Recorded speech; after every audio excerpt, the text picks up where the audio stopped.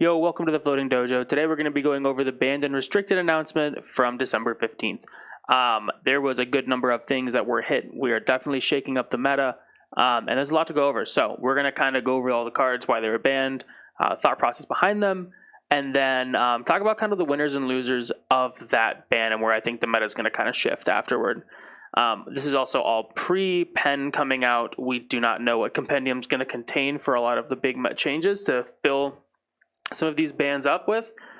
So I think things are going to change a lot come February when that comes out. But until then, especially for Road to National season, I think this will all apply pretty well. First up, we had Rootbound Carapace banned in all three colors, red, yellow, and blue. This was basically done to weaken the Earth heroes, and they wanted to, quote-unquote, explore a world with a less consistent decomposition. They also have told us in the article that there is new decomposition cards coming in Compendium to fill in some of those spaces. So until we know what those are, we really don't know where they're going to be going with that mechanic. But for now, Rootbound Carapace is gone in all three colors. Chart the High Seas has been banned as well. This really just lowers Gravy's ceiling. A really good chart turn can just make his bad matchups all of a sudden really good, and he can run away with games. And it really just was too much of a power card, I think. But that's coming from the devs, in my opinion. I don't think this is that hard of a hit to Gravy. I mean, I think he can play the game without Chart the High Seas in a lot of his matchups.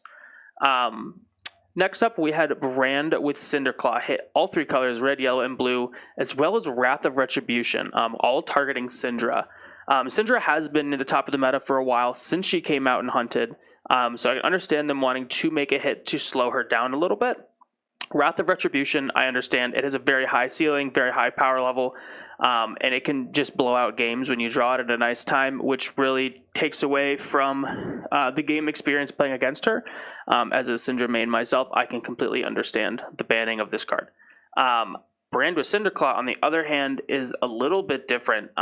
They have decided they kind of just wanted to make Syndra rely on some less powerful cards in her toolkit, as opposed to having things access to Brand, which would make things like her Art of Dragon cards a little harder to trigger.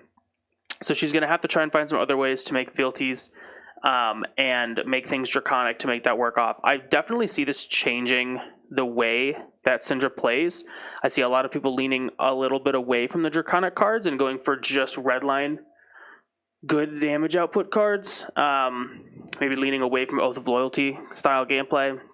Maybe running in more blue line stuff. But I think Brand can be replaced with some other good red draconic ninja cards. And I think the play style for the red line decks can still work. I think it's just going to be a slightly different deck.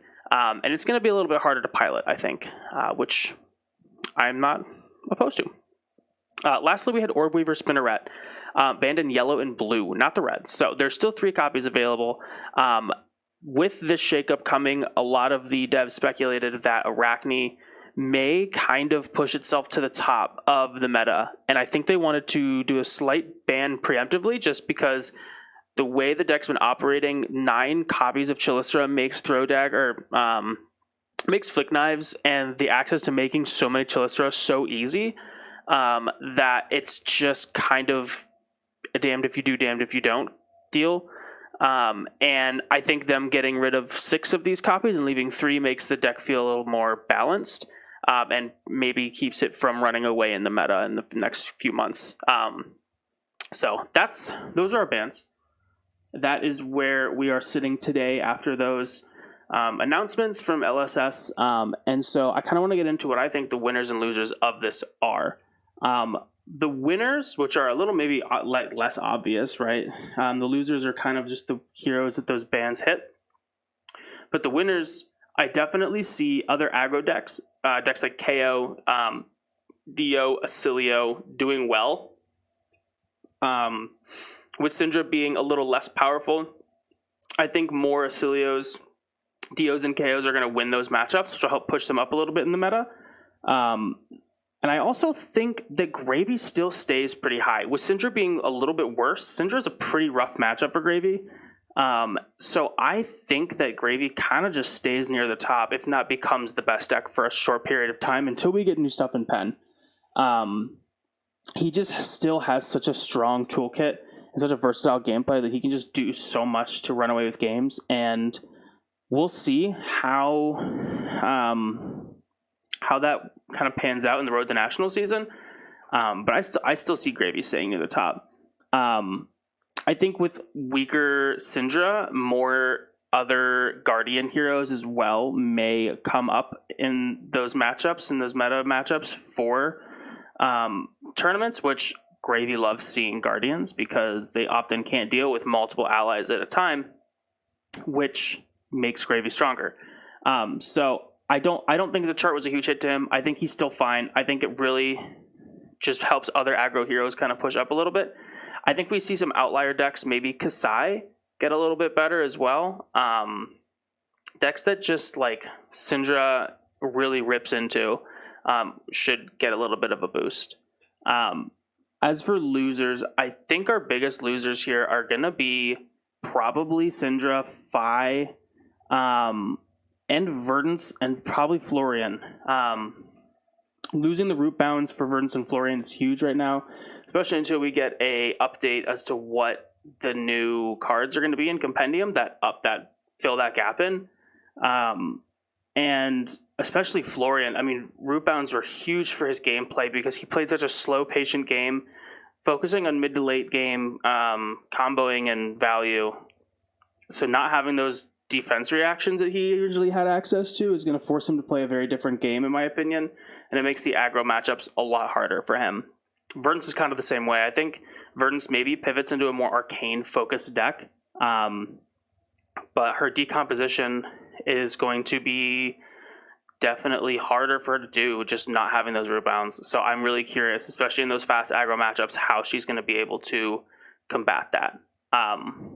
Syndra losing the 9 brands is pretty rough.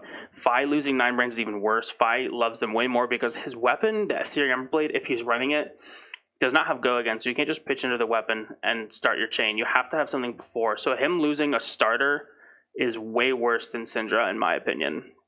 So I see Phi kind of just not playing. Unless they're running Kadachi Phi, which is an option. I don't see Phi doing much right now. I think Syndra drops a little bit, especially until other heroes like KO and possibly Dio go. I think KO only needs about 150 points in this next season in Road to Nationals before he hits Living Legend. So he would very easily LL, I think, in the first few weeks if he does well, and I think he will do pretty well. So I think that until KO goes, I think Syndra probably stays a little below him in those matchups and in the meta. There's other heroes I think Prism struggles a little bit more now. I think with less prevalent Syndra means a little bit more Guardian, and I think a little more Guardian makes Prism feel a little worse. So it's really hard to tell.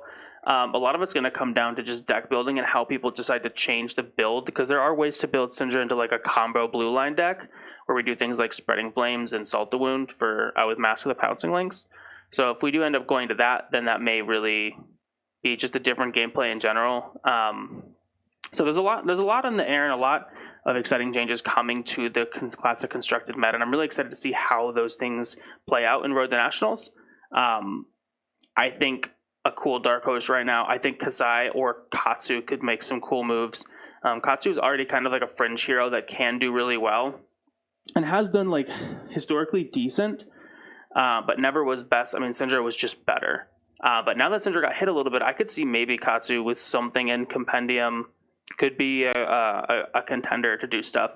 And I think Katsu can probably sneak some RTN wins for sure right now with this changed meta. So I'm super excited to see how it goes. Let me know what you guys think in the comments.